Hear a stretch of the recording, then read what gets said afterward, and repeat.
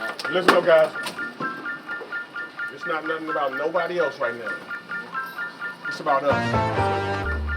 It's our chance. It's our time. Do your part. Everybody play a part today. Last year was last year. This shit over. Make your own identity. Make something different. Yeah, I'm about to step in the ring for the fight of my life. Hit my knees and I strap on my gloves. Boy, I've been prepping since like I was. All right, welcome to the latest edition of the Alvin Parker Coaches Show. I'm Sean Robertson. Great to have you with us here on YouTube and also on Virginia Union's athletic website. This is the week we've been talking about for a while, and we will talk a lot about the battle of I-95 for the CIAA North Division title on this edition of the show. We got Coach Alvin Parker with us, and we got our Players Lounge jam-packed with guys from the offensive line, but we'll talk about that in a little bit. But first things first, we're going to recap the game against Bluefield State with head coach Alvin Parker. Congratulations on another dominant win, another 50-piece on an opponent on Saturday on the road. It was a good feeling. Like I told everybody, it was kind of new for everyone on our team, to go through all of those mountains and to kind of, kind of see that portion of the United States that a lot of our kids have never seen, so it was something good for us, So we went up there, we played well in all facets, I thought, and the guys were pretty daggone hungry. They knew we chasing every Saturday, 1-0 mentality, and they came in and they made sure we went 1-0 last week. We mentioned, I guess, last week about how homecoming sometimes can be a challenge because you want everybody to be focused, and sometimes there could be a few distractions. This week, I would assume maybe, I guess, a little bit easier because they know, should they take care of business, which they did, they know what's at stake and what's in front of them the next game. It is definitely a little bit easier, but you still have to make sure, you dot all the T's and cross all the I's and make sure that you keep the guys focused up as they should be. But that's our job as a coaching staff to make sure we keep those guys there, and it's them leaders on the team job as well, But it looks to me that everybody's kind of, focused directly on this game coming Saturday. The last three games, I think the total margin or you've outscored them, I think 163-23. Gave up a couple touchdowns in the Bluefield State, but before that you hadn't given up a touchdown in like almost 12 quarters. Prior to that, we mentioned last week like what was working, but have you seen your team play that well over a stretch of 3, 4, 5 games like they've been doing right now? Without taking away any credit from the past guys, I've seen them play just as well, but just in all facets, in all facets of the game, I haven't really seen anything like this team as a whole. Just being able to stay focused from Sunday through Saturday, and being able to kind of go out there and do things that we ask at such a high level. It's hard for me to say that because these guys are doing that, So, and when they do it and we put it all together, like I say, success is going to come. When you see that on the sideline, you instill it during the week, you instill it back in the off season about taking every game, one game at a time, one day at a time, and you kind of see it play out on the sideline. What goes through your mind when you see it kind of play out almost exactly how you wanted it to be taken in by the guys? I think, from a standpoint of from looking at it from the coach's side of things, I think, people just don't understand how hard it is to win one football game. All the other sports, you can kind of get it through the week. Basketball, you play about 2 to 3 games a week. Baseball, the same thing. But football, you get one shot at it per week. And you got to make sure you stack good days on good days to get to that. So that's why we talk about 1-0 mentality. We just want to make sure that, we're doing enough to win a ball game that week. And I think those guys have done that, for 9 weeks. So and it leads us to this coming week. And once again, just like Bowie, when I saw you guys at home, and even the Lincoln game for homecoming, jumping out early. I think it was 20-0 before Bluefield even scored. And again, not taking your foot off the gas. You were putting enough pressure on them to sometimes have to make a mistake or take a chance that they normally wouldn't take, and you pounced on that to a certain degree. Yeah, well, we went up 20-0, and those guys got a little closer off a catch that we tried to challenge, and we went back and looked at the film. It definitely wasn't a catch, but those guys got right there on the 3-yard line, and they scored, but then our guys turned around and responded and ran the kickoff right back. So, that's just what I like about this team. They know how to respond. They know how to answer the bell, and again, they're doing everything that we ask of them. And you were talking about the different facets. I mean, we know what you've done offensively, defensively. You guys have made plays throughout the course of the year, but then we really don't talk about it a lot. But your special teams, punt returns, the kickoff returns, the punts, pinning guys inside the 10, making them go a long field. What Brady has done with field goals, it just seems like everything is coming together for you guys during this stretch of football. It is. We're just playing real solid right now. I think all the way around. I think that's the biggest thing that I see when I kind of pay attention to us and we look at the ins and outs is that, I think we're a pretty well buttoned up football team and just the fact of doing the things right. Mm-hmm. Our special teams is playing real special right now. All of the units on that special teams group is playing real special. I think people put so much focus on the offense or so much focus on the defense, but our focus is all three phases around here, and it's been that. So I think that's why we've been having some of the success along these last few weeks that we've been having.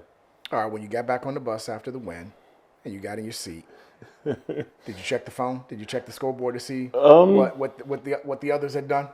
Some of the other guys had already told me kind of what had happened, but it was more so now. It was almost regardless of what had happened in that game with them and I think Lincoln, who they played. It was going to be the game would have meant the same exact thing. So we knew. As soon as we get back on there, hit the switch, we got to turn this thing on to Virginia State right now. And I think everybody's focus changed to that. We said that after the game.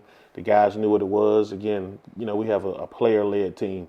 So, I kind of put the mission and the goals out there, and those guys do an excellent job of carrying it out. So they knew what it was. Focus on Bluefield. When we get past Bluefield, we'll go directly to Virginia State. And that's what it was. Saturday night, we were on the bus on the way back, figuring some stuff out, get there to Sunday. We still working on it, and all the way through. So, it's been a good week thus far. Now, you've been a part of a lot of VU games, player and a coach. Before we go, any game you've been a part of in the past that has so much hype and so much anticipation as the one that you're going to be a part of Saturday? Ugh. When I was in the league, as a player, the format was a little different. Right. We didn't have the conference championship, so it wasn't necessarily a North and a South. It was all 11 teams kind of grouped together, and the team with the best record won. So every game was important, no matter who you played. The team from the North, what we'll consider the North now, or the East, in the South, or the East West. So it was one of those type of things. So it always had the same meaning. We played them. Probably most of the time it was either kind of close to the last game of the year like this one is, or on our end it was considered the Gold Bowl. Right. So it was a lot of things like that had the build up in it. But my last time playing this game was 1998. So, and it meant the same thing. I think we both came in here with 8+ wins, and it was just one of those type of games, it was down to the wire. We were able to win that game. I remember. But, my first 2 years, they beat us. Right. So it was, it's always been that type of game. You could throw everything out of the window. One team can come in, both teams can come in winless. Right. And it's still going to be a claw and stretch type of game. But that's not going to be the case this week. Both teams 8-1, winner take all. All the chips are in the middle of the table. Winner takes the division and the berth in the championship game, and the loser has to wait over a week to see if their season continues when the rankings come out and the brackets come out for who's going to make the Division II playoffs. We're going to talk more about that in our final segment with Coach. But coming up next, we got the Players Lounge and the guys up front that take care of business for those running backs and quarterbacks. You will hear and see them coming up next on the Alvin Parker Coaches Show. The styles you want, the brands you love, with the service you deserve. Better Menswear. From formal to casual wear, we carry quality men's clothing at sensible prices, where fashion and service meet affordability. That is Better Menswear. All right, we're back here on the Alvin Parker Coaches Show. This is our fun segment that we have each and every week. It's the Players Lounge segment. We get the opportunity to talk to the guys that take care of business on the field and make Coach Parker look good on the sidelines when they win. So we've talked so much this year about the running game and how great that has been this season. And from time to time, we have talked about the guys up front that have helped out the great running game. So today on the Players Lounge segment, we got 4/5 of Virginia Union's offensive line. I was talking to the guys before we came on, like, who's missing? Who we got? You play tackle, right? Left guard. Left guard. Right tackle. Right guard. Center. Okay, so we're missing the right tackle. The left tackle. The left tackle. Where is he? Where? No left tackle? No left tackle. Okay. All right. Well, he'll get his shine on Saturday. So we got 4/5 of the offensive line. I'm bad with names now, so we're gonna let the guys introduce themselves. We got a couple of local standouts that are doing their thing. One is the reigning offensive lineman of the week, so we're gonna let Justin introduce himself and where he went to high school. So you go ahead, Justin. My name is Justin Mead, left guard, number 58. I came from J.R. Tucker High School in Richmond, Virginia. My name is Matthias. I'm coming all the way from Denmark, playing right tackle, number 57. My name is Jamari Moyer. I'm from Richmond, Virginia, and I'm from Armstrong. I went to Armstrong. They just played last Friday at Huggy Stadium against TJ. My name is Joe Rounds. I play center. We're number 60. I'm originally from Mississippi, but I played football in Suffolk, Virginia. Okay, 757. Right. All right, I don't mean to disrespect, but I got to start with the Denmark. We got to get the story here. I can't remember if Coach Parker mentioned to me about the connection with you. First of all, how did you know about Virginia Union from Denmark, and did you have an opportunity to have an official visit before making your commitment? I didn't really have the time to have an official visit because it was pretty late in the process. Mm-hmm. I came to knowledge about Virginia Union, but I just want to come over here to play football and get my shot and get as long as I can. Mm-hmm. So I just decided to email a lot of different coaches around D2 and D1 and stuff like that. And then Coach Parker saw my email, saw my highlights, and he liked it. So we had just had a great talks over the span of a month or two, and I ended up signing at the 1st of February. And obviously you love it here so far, right? I do. It's great.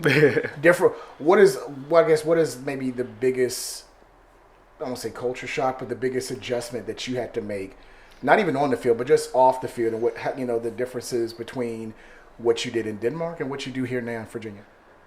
I think most of the time I just need to do my own chores. That was the biggest difference. But I mean, I definitely have to get used to the weather as well. Yeah, It was way hotter when I came here than back at home, so it was definitely the biggest thing. that's cool. Coming all the way from Denmark to play football at Virginia Union. Well, guys, you guys have had a great season collectively this year, helping out, paving the way for Jada and Curtis and Rashad and guys like that, really doing things offensively.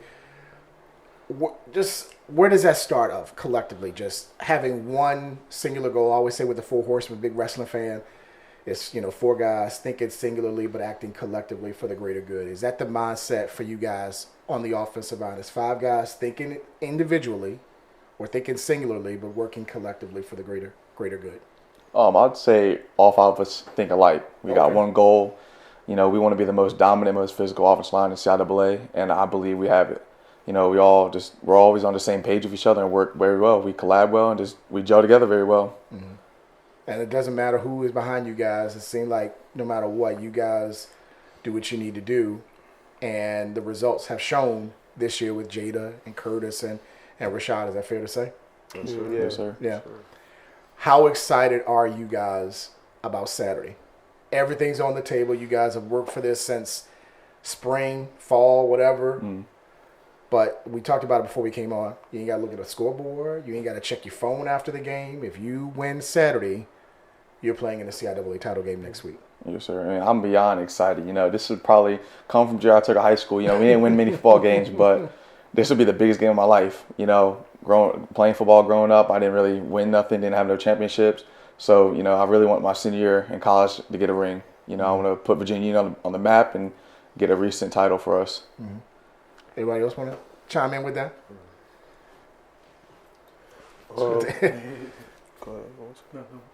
Well, it's like moments like these that I always, look forward to in my life. I always used to say, I want to be a part of something great. In Virginia Union football, it's something great, and just being able to be a part of this and just being on this journey at this moment right now, you can't write it better. So, just. Now, for us in the media, we've obviously hyped it up, and we don't have to hype it up so much.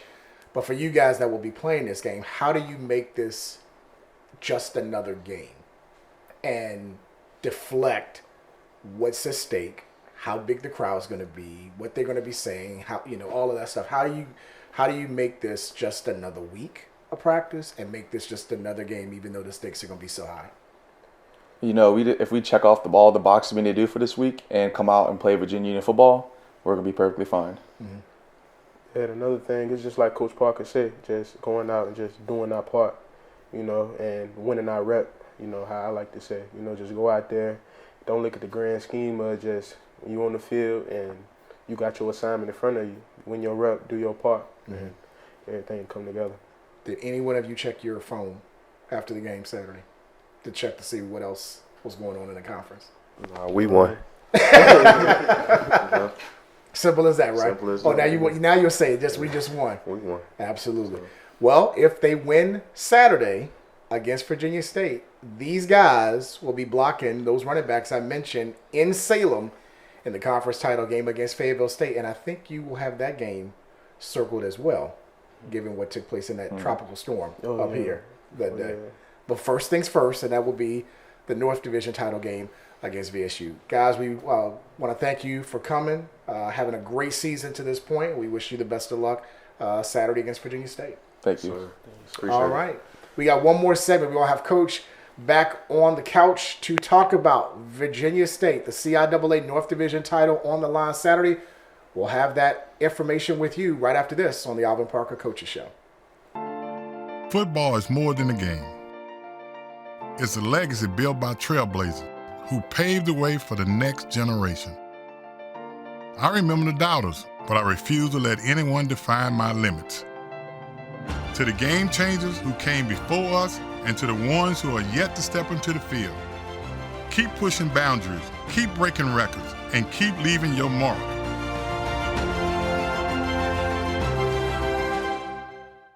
All right, we got one more segment here on our Coaches Show, the Alvin Parker Coaches Show. Another big thanks to the 4 offensive linemen, the guys up front handling business.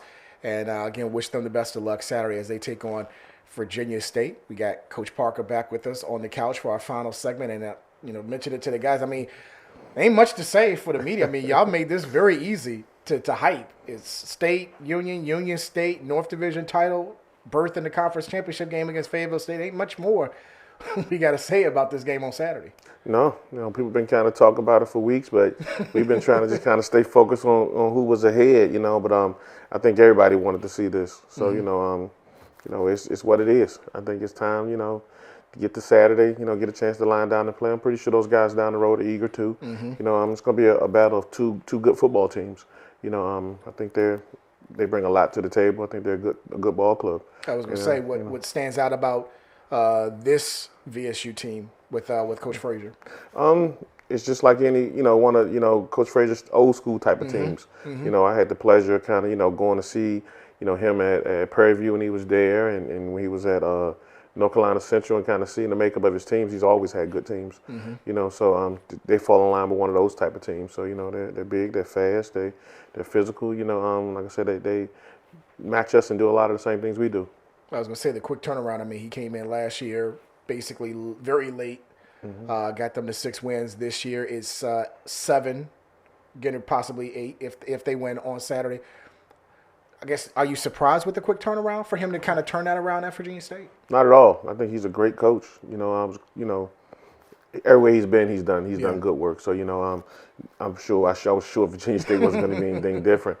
So, hats off to him. He's done a great job down there, and it's fitting that we get a chance to play each other in this type of setting, this type of environment for what's at stake.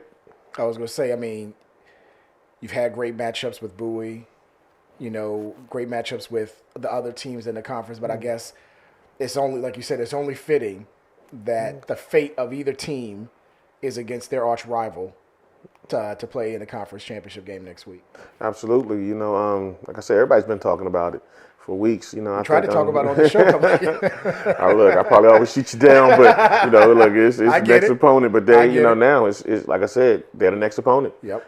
So like I said, we're excited about the opportunity to compete, and like I said, it's gonna be senior day for us. Yeah. A lot of our guys, it'll be their last home game, regular season home game, and things like that. So a lot of things are kind of tied into the importance of the game and what it means to a lot of people around here. But our goal is to find a way to get a W. And it's not just talk with you, because I know, like I said, we kind of, sprinkle it here and there late in the season, but your singular focus was just that opponent. So I'm assuming it was not hard to say, okay, let me peek and see what they're doing, because if we're saying we're playing Bowie State or we're playing Lincoln, that's my focus, and then we'll get to state that week of state.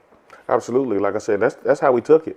And it was like that, the entire season from the start to up until this point. But I think it was like, down the stretch when we hit divisional play. We knew kind of what that meant, because we dropped the divisional game last season. Right. That meant a whole lot, So we refocused when we got to that portion of the season, and we just kind of took it, we focused strictly on the opponent that we were playing that week. And it was tough for anybody in our program to kind of look down the stretch or check anything else. It was just simply worry about Virginia Union, and that's what we did. I know a couple weeks ago we had the guys in the Players Lounge, and I think I asked them about, did they learn a lot about themselves from last year, what given how it happened with Shawan and stuff like that. What did you learn about yourself as a coach at that point to say, okay, this happened last year. We had everything in front of us, and we made the playoffs, but we wanted a chance to play for the conference championship. And to say that will not happen this year if given the opportunity. If we got it in front of us, we're gonna take take the bull by the horns, so to speak. I think as a coach, you learn to just make sure that you're able to get your guys back refocused. I think after that, it's not one coach who probably has a career record where they're undefeated. Everybody's lost a game, so you have to know. You really can't let one loss turn into another loss. Right.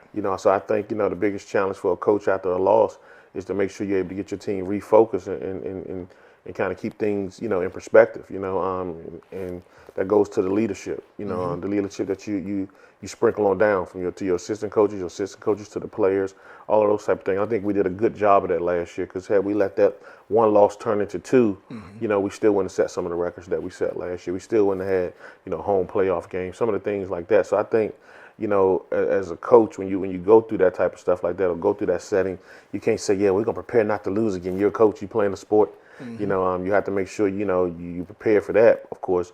But the most thing is just refocusing the guys and making sure that they're ready for what's next, and not letting that loss harp on you and turn into two losses. I know you mentioned that also when divisional play started, because you was like 1st to 5. We got to go 5-0, and if we're the 1st to 5, we've checked all the boxes we needed to check at the beginning of the season. That was it. Like I said, I know how important divisional play is. When they got here, everybody pretty much still had a chance. Yep.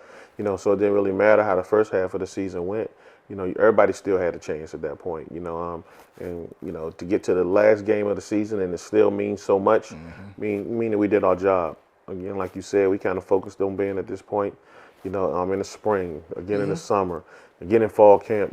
We focused on being at this point, making sure we got to the last game and we had a chance to be able to go to the championship. Well, it is here. 8-1 Virginia Union, 8-1 Virginia State. The winner claims the North title and the berth in the conference championship game, where Fayetteville State will be awaiting. They won the South earlier, a couple weeks ago, in taking care of business against Johnson C. Smith and also Shaw in back-to-back weeks. They claim the South. Kickoff is at 1 p.m. You can see the game. For some reason, you don't have tickets to get to Hovey. The game is going to be nationally televised on the Griot at 1 o'clock. If you can make it, be out there early. Coach mentioned his senior day is also the L. Douglas Wilder Classic. Correct. As well, and it's also for the CIAA North, and we're going to talk all about that next week's edition on the Alvin Parker Coach Show. Coach, again, congrats on the win against Bluefield, and wish you the best of luck this weekend against Virginia State. Appreciate it. All right, thanks to Coach and also to the offensive line for being with us here on the Alvin Parker Coach Show. I'm Sean Robertson. We'll talk to you next week, and hopefully we'll be talking about the Panthers in the CIAA title game against Fayetteville State. Until then, have a great week and join us at Hovey Stadium this Saturday. I'm already covered in blood, walking in love. This for the ones who've been stuck in the mud, searching for hope. Trust me, I know what it feel like to drown in my problems, but God came and threw me the rope. Can't wait to look in his eyes. All of my life I've been battling lies. I found the truth and took off my disguise. Come for my head, I still live for the prize. Whoa, whoa, whoa. I was in the city going down, trying to blow. Everything changed when I let it go.